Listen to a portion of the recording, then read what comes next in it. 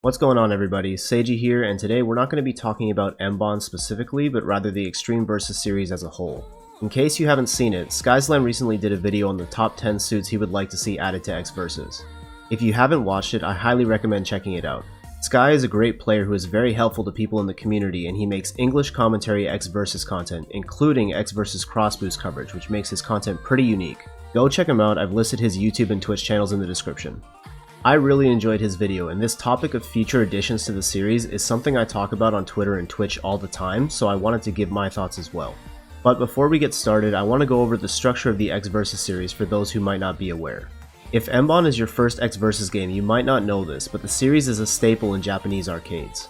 Because that's where the game is the most popular and played the most competitively, not to mention where it makes the most money, the most current version of the game is available exclusively in arcades.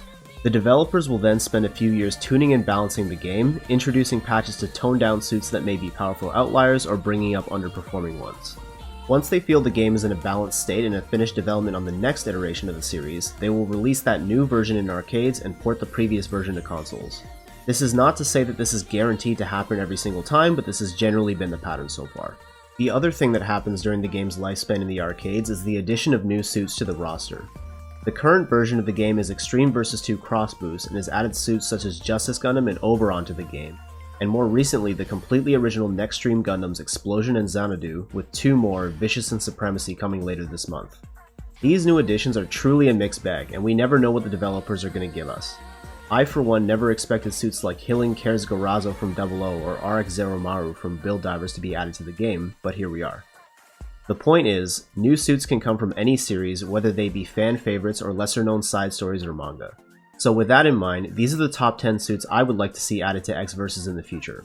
Also, trigger warning for, and you can't see me but I'm doing sarcastic quotations right now, real Gundam fans, but my list has a few build suits, so you're just gonna have to deal with it.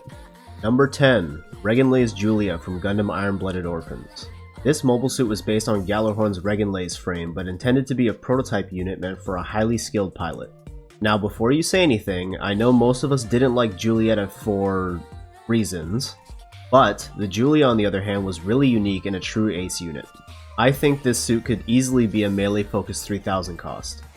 It even has two sets of equipment, one for space that makes use of a pair of forearm mounted swords that can swap between a sword form and a whip form, and the final battle version which came equipped with a large sword and claw shield.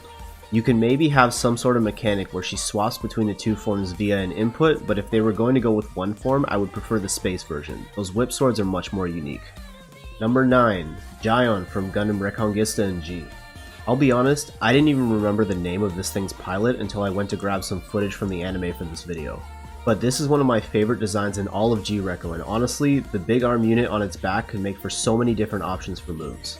The arms can function as both beam sabers and beam guns, and each of the fingers can be detached and operate as funnels.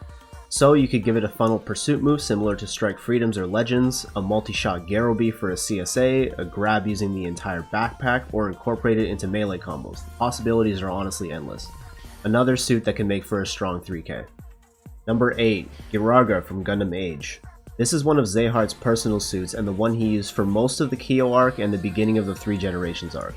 This mobile suit comes equipped with a standard Vagan beam Vulcans and beam sabers in its hands, as well as a beam buster in its chest, just like the Zadra. Its main weapon is its spear, which can fire beam shots from its tips, generate a sickle from both ends, and even split in two for dual wielding.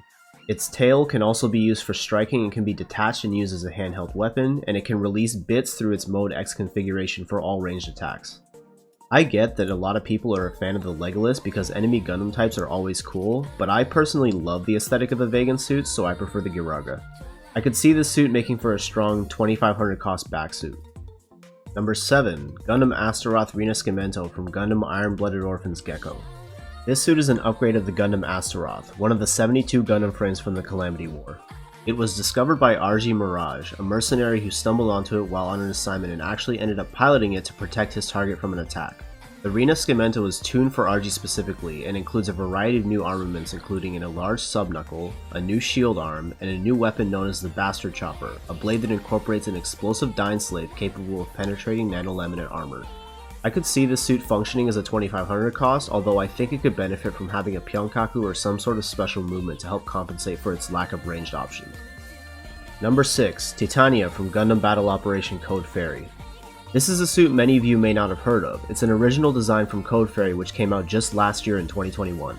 It's essentially a souped up camphor piloted by Alma Stilner, the squad leader of the all-female Zeon Special Forces unit Noisy Fairy.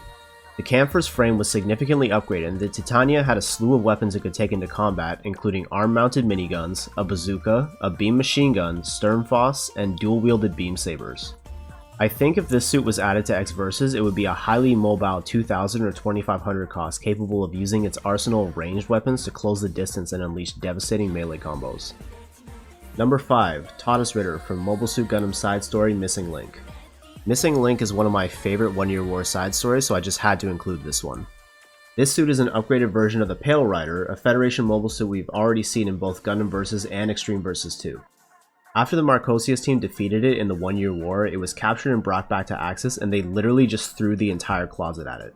This thing has incoms and subarms similar to the Dovin Wolf, the Bao's Megaparticle Gun Shield, the Dryson's Tri-Blades, and the Gazaon's Hyper Knuckle Buster. Of course, it still has the same Hades system from the original machine as well.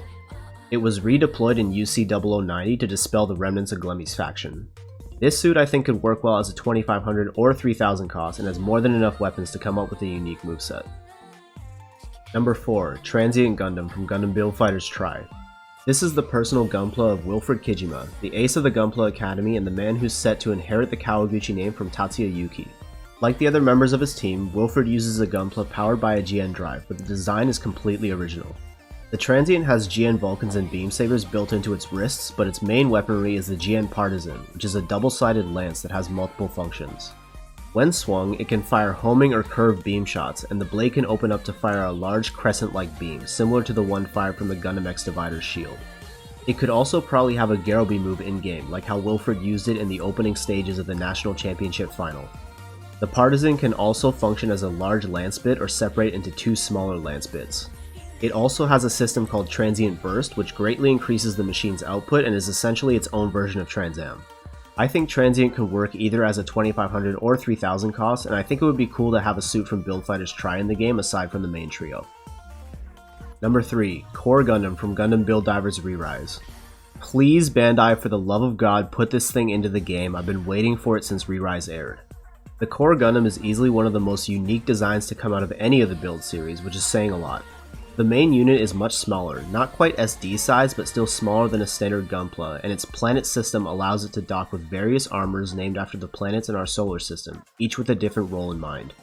The reason why I think this would work so well is because the framework for this type of suit is already in the game with both Strike and Impulse, which can both switch between their packs using different directional inputs for AC. If Core Gundam were to be added, I would probably want to see it done one of two ways. Either do the standard Core Gundam and allow it to change between Earth 3, Mars 4, and V2, in other words, the standard all-rounder melee range configurations that Strike and Impulse have. Or have the Core Gundam 2, which also has a mobile armor mode, and let it swap between Jupitive, Saturnix, and Uraven for high mobility, melee, and sniper roles, which is a little more unique. Of course, his Super and Burst would have to be the extra limited change that Hiroto uses against Alice in the final fight. It's just too cool to pass up. Number 2. Gundam Astraea Type F2 from Gundam 00F. The Astraea was the predecessor to the Gundam Exia, and the Type F and Type F2 are upgraded versions used by Fawn Spak, a Gundam Meister of one of Celestial Being's support groups, Feresht. I think this suit would work well as a 2500 cost because the sheer number of weapons it has makes it much stronger than the 2000 cost Exia in my opinion.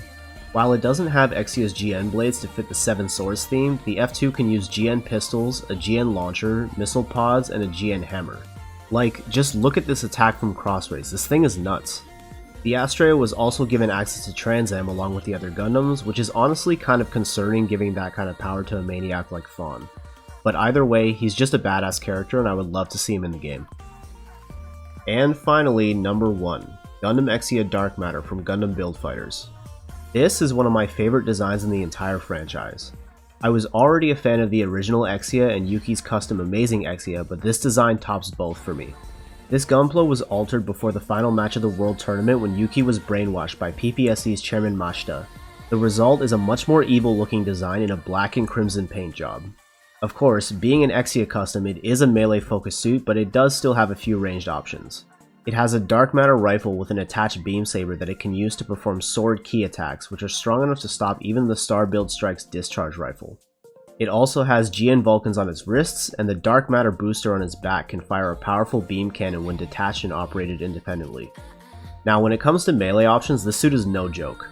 It's equipped with the Brinicle and Prominence twin blades, which are large GN swords that have elemental effects.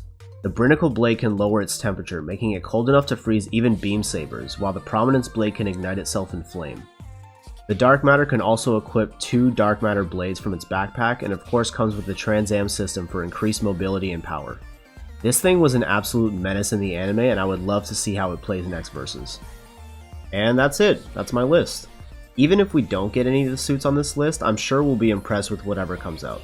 There have been very few cases where I didn't like a new addition to the game.